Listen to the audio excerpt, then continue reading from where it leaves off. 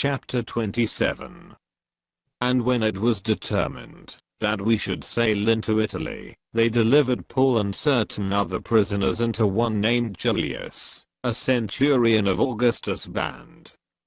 And entering into a ship of Adramyttium, we launched, meaning to sail by the coasts of Asia, one Aristarchus, a Macedonian of Thessalonica, being with us.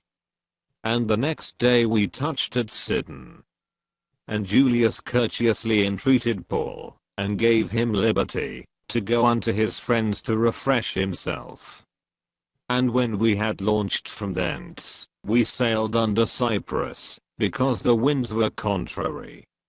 And when we had sailed over the sea of Cilicia and Pamphylia, we came to Myra, a city of Lycia. And there the centurion found a ship of Alexandria sailing into Italy, and he put us therein.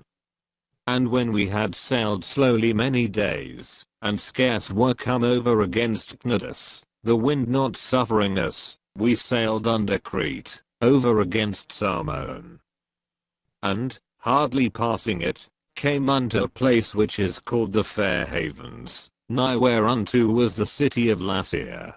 Now when much time was spent, and when sailing was now dangerous, because the fast was now already past, Paul admonished them, and said unto them, Sirs, I perceive that this voyage will be with hurt and much damage, not only of the lading and ship, but also of our lives. Nevertheless the centurion believed the master and the owner of the ship, more than those things which were spoken by Paul. And because a haven was not commodious to winter in, the more part advised to depart thence also, if by any means they might attain to Phenis, and there to winter, which is an haven of Crete, and lieth toward the southwest and northwest. And when the south wind blew softly, supposing that they had obtained their purpose, loosing thence, they sailed close by Crete. But not long after there arose against it a tempestuous wind, called Euroclydon. And when the ship was caught, and could not bear up into the wind, we let her drive. And running under a certain island which is called Clauda, we had much work, to come by the boat. Which when they had taken up, they used helps, undergirding the ship. And, fearing lest they should fall into the quicksands, strake sail, and so were driven. And we being exceedingly tossed with a tempest, the next day they lightened the ship. And the third day we cast out with our own hands the tackling of the ship. And when neither sun nor stars in many days appeared, and no small tempest lay on us, all hope that we should be saved, was then taken away. But after long abstinence Paul stood forth in the midst of them, and said, Sirs, ye should have hearkened unto me, and not have loosed from Crete, and to have gained this harm and loss. And now I exhort you to be of good cheer, for there shall be no loss of any man's life among you, but of the ship. For there stood by me this night the angel of God, whose I am, and whom I serve, saying, Fear not, Paul, thou must be brought before Caesar, and, lo, God hath given thee all them that sail with thee. Wherefore, sirs, be of good cheer, for I believe God, that it shall be even as it was told me. Howbeit we must be cast upon a certain island.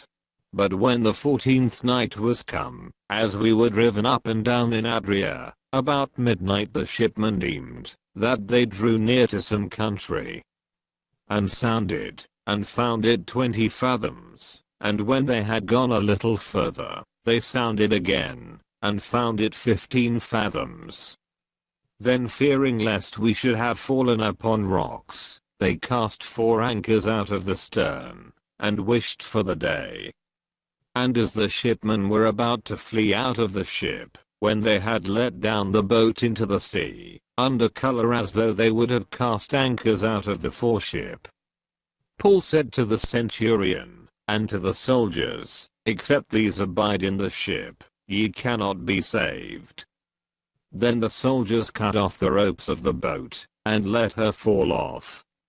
And while the day was coming on, Paul besought them all to take meat, saying, This day is the 14th day, that ye have tarried and continued fasting, having taken nothing. Wherefore I pray you to take some meat, for this is for your health, for there shall not an hair fall from the head of any of you. And when he had thus spoken, he took bread, and gave thanks to God in presence of them all, and when he had broken it, he began to eat. Then were they all of good cheer, and they also took some meat. And we were in all in the ship 216 souls. And when they had eaten enough, they lightened the ship, and cast out the wheat into the sea. And when it was day, they knew not the land, but they discovered a certain creek with a shore, into the which they were minded, if it were possible, to thrust in the ship. And when they had taken up the anchors, they committed themselves into the sea, and loosed the rudder bands, and hoised up the mainsail to the wind, and made toward shore. And falling into a place, where two seas met, they ran the ship aground, and the forepart stuck fast, and remained unmovable, but the hinder part was broken with the violence of the waves. And the soldiers' counsel was to kill the prisoners, lest any of them should swim out, and escape. But the centurion, willing to save Paul, kept them from their purpose, and commanded that they which could swim, should cast themselves first into the sea, and get to land. And the rest, some on boards, and some on broken pieces of the ship. And so it came to pass, that they escaped all safe to land.